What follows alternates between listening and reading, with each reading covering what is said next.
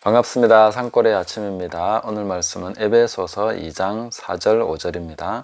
긍휼이 풍성하신 하나님이 우리를 사랑하신 그 큰 사랑을 인하여 허물로 죽은 우리를 그리스도와 함께 살리셨고 너희는 은혜로 구원을 받은 것이라. 아멘. 오늘은 이 하나님의 긍휼에 대해서 함께 살펴보려고 합니다. 요한 웨슬레가 예전에 그런 얘기를 한 적이 있습니다.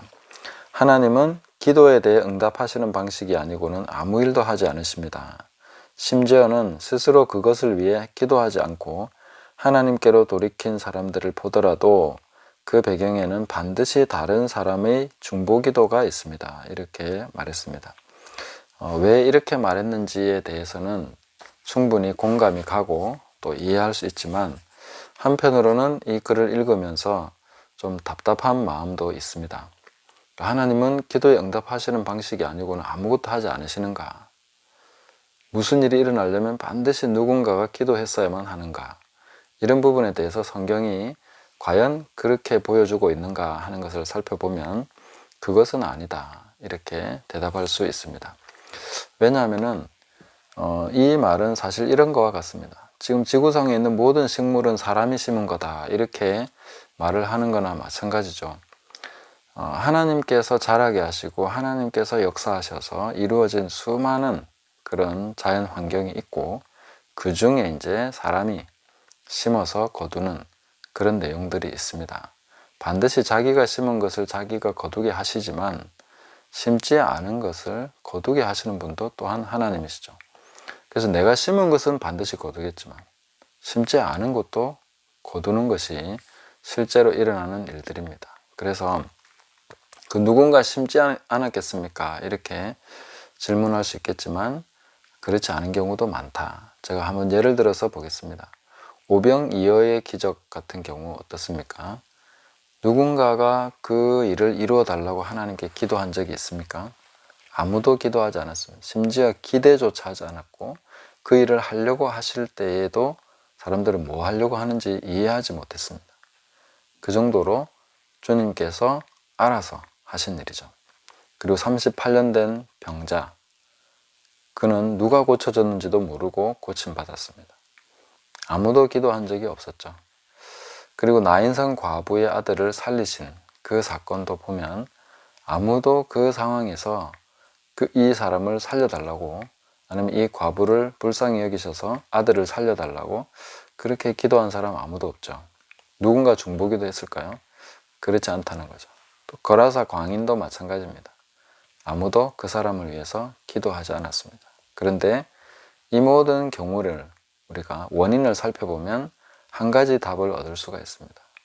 긍휼이라는 거죠. 하나님께서 긍휼히 여기셔서 이 사람을 찾아가셔서 그 사람을 고쳐주시고 그 아들을 살려주시고 이렇게 하신 것을 볼 수 있습니다. 오병이어의 기적을 베푸실 때도 보면 이 사람들이 가다가 기진할지 모른다. 멀리서 온 사람도 있다. 이렇게 보시면서 그 사람들을 향해서 하나님께서 긍휼을 베푸셔서 그 긍휼 때문에 그 오병이어의 기적을 베푸시는 거죠. 그게 바로 핵심이다. 이렇게 볼 수 있습니다. 우리가 하나님을 생각할 때 제일 먼저 생각해야 될 것이 이 긍휼입니다. 하나님은 긍휼이 풍성하시다.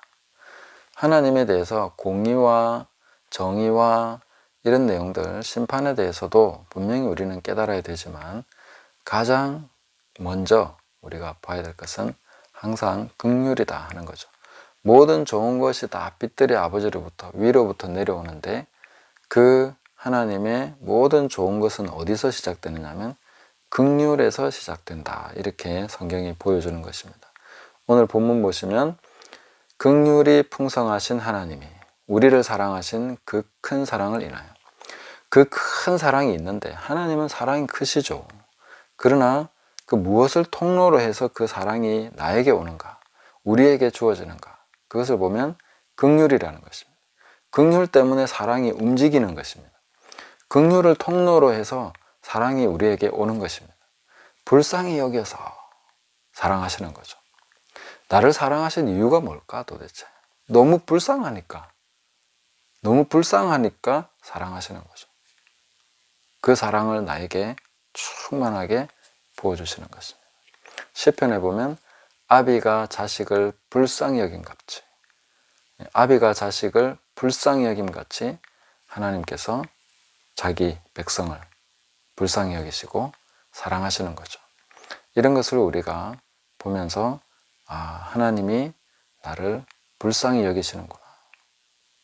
그래서 우리가 어떤 일을 당면해서 막막하고 막연하고 하나님 앞에 어떻게 해야 될지 모를 때, 그때 어떻게 해야 되겠습니까? 최대한 불쌍히 보이도록 최대한 불쌍하게 보이도록 그렇게 하시면 됩니다. 하나님 정말 불쌍히 여겨달라. 아합을 예를 들어서 보면 아합이 얼마나 악한 왕입니까? 이렇게 악한 왕이 없었다라고 했는데 그 아합조차도 하나님 앞에서 풀이 죽어가지고 사람이 기가 죽어가지고 이렇게 다니니까 하나님 뭐라고 하십니까? 아합을 보느냐? 아합이 지금 겸비했다. 이러면서 하나님이 그 아합에게 긍휼을 베푸십니다. 참 하나님이 얼마나 좋은 분인가. 그것을 우리가 알려고 하면 긍휼의 하나님을 깨달아가야 됩니다. 하나님은 나를 불쌍히 여기신다. 긍휼히 여기신다 하는 거죠. 최대한 하나님 앞에 불쌍히 여김 받도록 그렇게 항상 마음의 태도를 가지면 됩니다. 그러면 하나님이 막 알아서 해주시는 알아서 해주시는 게 많습니다. 괜히 잘난 척하고 교만하고 막 이러면은 하나님 교만한 자 싫어하시거든요.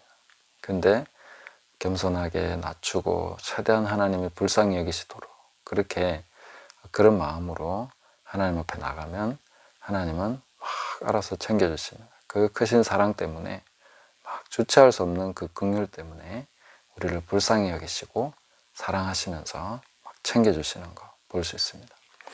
그래서 우리는 사실 어떤 삶을 목표로 삼는가 하는 거 많이 여러 가지 목표가 있겠지만 우리가 신앙에 있어서 제일 큰 목표를 무엇으로 잡아야 되겠나 이렇게 본다면은 긍휼의 표본이 되도록 그렇게 목표를 잡으시면 됩니다. 아마 그 디모데전서 1장 이 부분에서 사도 바울이 하신 말씀을 한번 보겠습니다. 13절 보시면 내가 전에는 비방자요 박해자요 폭행자였으나 도리어 긍휼을 입은 것은 내가 믿지 아니할 때에 알지 못하고 행하였습니다. 하나님이 나를 불쌍히 여기셨다. 제가 뭘 모르고 하는구나. 왜 저렇게 모르냐. 너무 모르고 저렇게 거꾸로 가고 있구나. 불쌍히 여기셔서 그를 선택해 주셨다. 하나님께서 불러주셨다. 이렇게 말씀하고 있습니다. 그리고 사도 바울은 계속해서 그 시작만이 아니라 과정과 이 모든 것의 결과가 어떻게 되어야 되는가 하는 것을 얘기할 때 자기 자신을 긍휼의 표본으로 하나님이 삼으신다라고 말씀합니다. 16절에 보시면 그러나 내가 긍휼을 입은 까닭은 예수 그리스도께서 내게 먼저 일체 오래 참으심을 보이사 후에 주를 믿어 영생 얻는 자들에게 본이 되게 하려 하심이라. 이후에 오고 오는 세대에 사도 바울이라는 사람을 생각할 때 하나님의 긍휼의 표본이라는 거죠. 야, 하나님이 저 봐라. 저 죄인 중에 괴수, 교회를 핍박하고 폭행하고 그렇게 했던 저 사람도 하나님이 불쌍히 여기셨지 않느냐. 긍휼의 표본이라는 거죠. 우리는 항상 내 자신이 긍휼의 표본이 되도록 하나님을 높이는 삶이 뭐겠습니까? 내가 바로 하나님의 긍휼의 표본이라는 것을 늘 생각해야 됩니다. 그러려면 늘 내가 얼마나 큰 죄인인가. 그래서 사도 바울이 그 앞에 15절 보시면 미쁘다 모든 사람이 받을 만한 이 말이야. 그리스도 예수께서 죄인을 구원하시려고 세상에 임하셨다 하였도다. 죄인 중에 내가 괴순이라. 예수님께서는 의인을 부르러 온 것이 아니라 죄인을 불러 회개시키러 오셨다라고 말씀하셨습니다.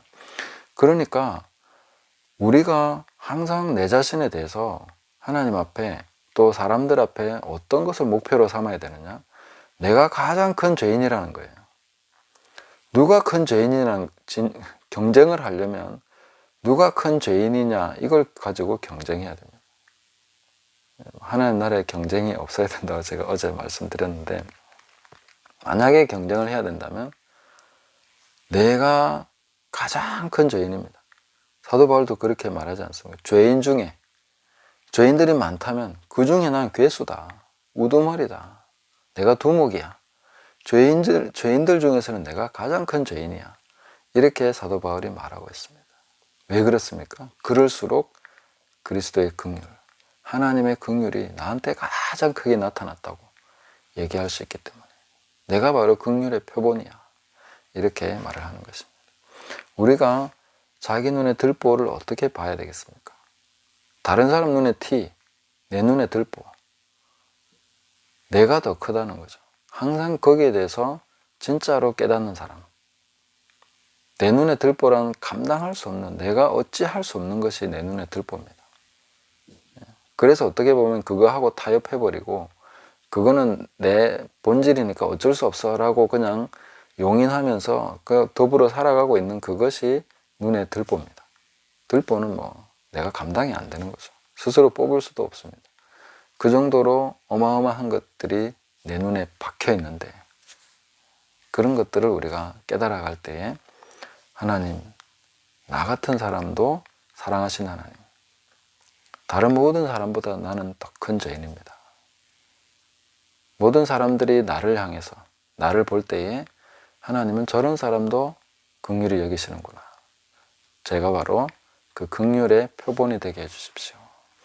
우리가 사도 바울에 대해서 정당한 평가를 내린다면 위대한 사도 바울이 아니라 죄인 중에 가장 큰 죄인이었는데 하나님이 그를 불쌍히 여기셔서 그를 충성되게 보시고 그를 불러서 사도로 쓰셨다라는 그 하나님의 가장 큰 긍휼의 표본이 될 수 있는 사람이 바로 사도 바울입니다. 이것이 바로 우리가 바울에 대해서 정당하게 성경적으로 평가해 주는 것입니다.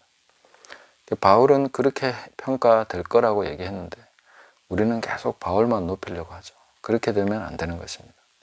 성경적인 결론을 가지고 성경적인 평가를 해주는 것입니다. 저 자신에 대해서도 우리 모두가 스스로에 대해서 어떻게 생각을 해야 되겠습니까? 무엇을 목표로 삼아야 되겠습니까? 하나님의 긍휼의 표본이 되게 해주십시오. 긍휼에 있어서 하나님이 가장 크신 분이라는 것을 내 삶을 통해서, 나 자신의 모든 존재를 통해서 그것이 증명되게 해주십시오. 그것이 우리의 목표가 되는 것입니다. 그래서 그런 부분에 초점을 맞추고 가면 내가 무엇을 이루었든, 내가 어떤 것을 했든 그 모든 것은 하나님의 긍휼로부터 시작된 것이고, 내가 자격이 있어서가 아닌 하나님의 그 크신 긍휼을 인해서, 그 긍휼로 인해서 이 모든 것이 가능했노라. 이 모든 것을 이룬 것은 바로 하나님의 긍휼이 원천이었다. 이렇게 고백하면서 나갈 수 있겠죠. 그런 찬양이 가득한 곳이 바로 천국이다 하는 것을 우리가 바라보면서 오늘도 내 자신이 그 들보를 깨닫게 해주십시오. 그런 것들을 기도하시면서 하나님이 얼마나 긍휼이 크신 분인가, 나 같은 인간도 불쌍히 여기시는 분, 그 하나님을 우리가 묵상하면서 긍휼의 하나님과 동행하면서 기쁨으로 나아가는 복된 하루 되시기를 예수님의 이름으로 축복합니다. 감사합니다.